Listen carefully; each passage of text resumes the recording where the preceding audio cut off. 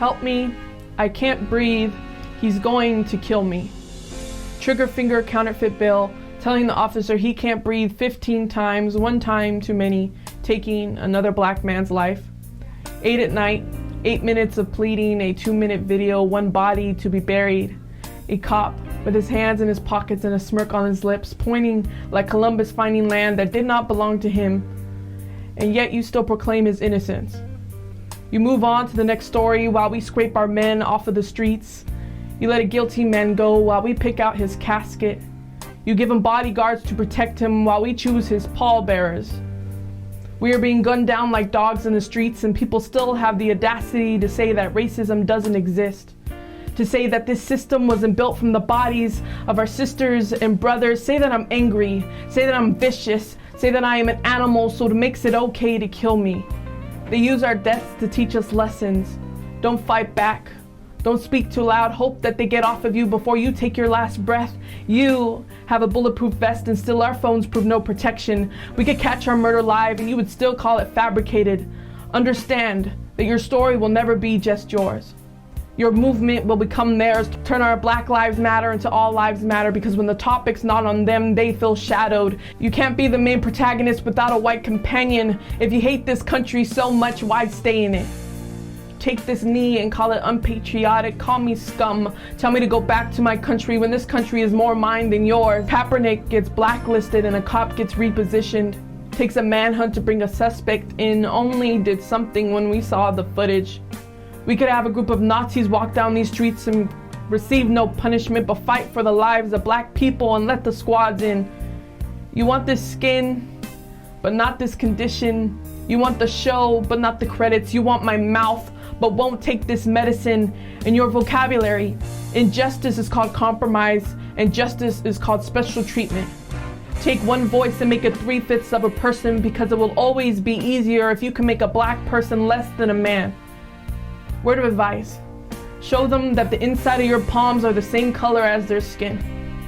Don't do anything that will make them want to come in. They will cut you open to see if you bleed the melanin you are so proud of. My mother taught me from a very young age, you must respect authorities. If a cop stops you, don't do anything to scare him.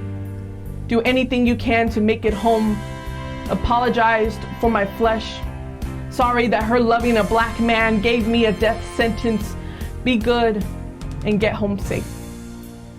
One of my worst fears is bringing a beautiful black boy into this world, that I will have to fill his bedtime stories with warnings and package his lunchbox with silence and submission.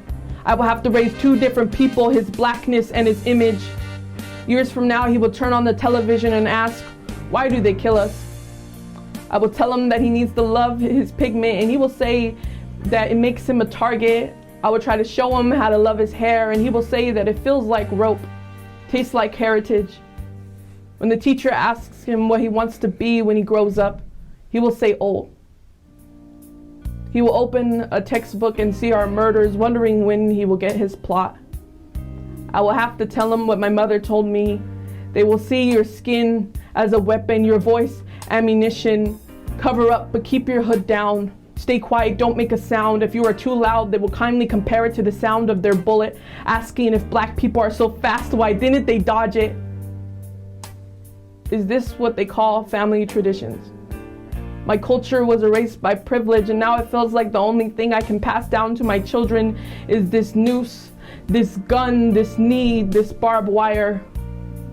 Maybe one day he will stumble upon a story. A man with the name of Floyd, the marches that were held in his name when we got tired of being polite. Tired of being peaceful when a protest became a murder technique. Angrier about a black man taking a knee against brutality than a white man taking a life. This isn't just in Minneapolis, this is in our neighborhoods. One day I will look at my beautiful black boy and pray that he makes it home. That he doesn't run into the law. I have found that I have come to fear cops more than burglars. We don't call to have the fire extinguished in case they call us the arsonist.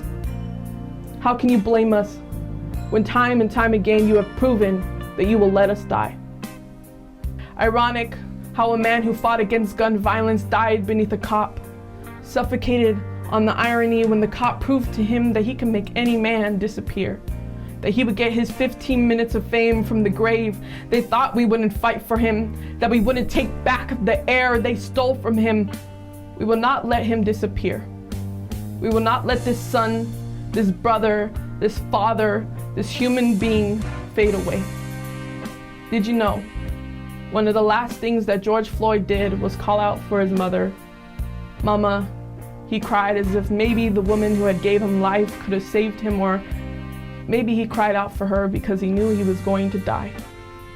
Like a child seeking out its mother on a dark night, wanting comfort, but only feeling the concrete floor. Mama, help me. I can't breathe. He's going to kill me.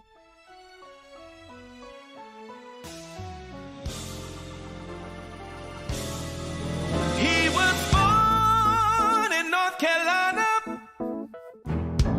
He was heaven sent. Whoa. Grew up in Houston. He's been busy ever since. It's been a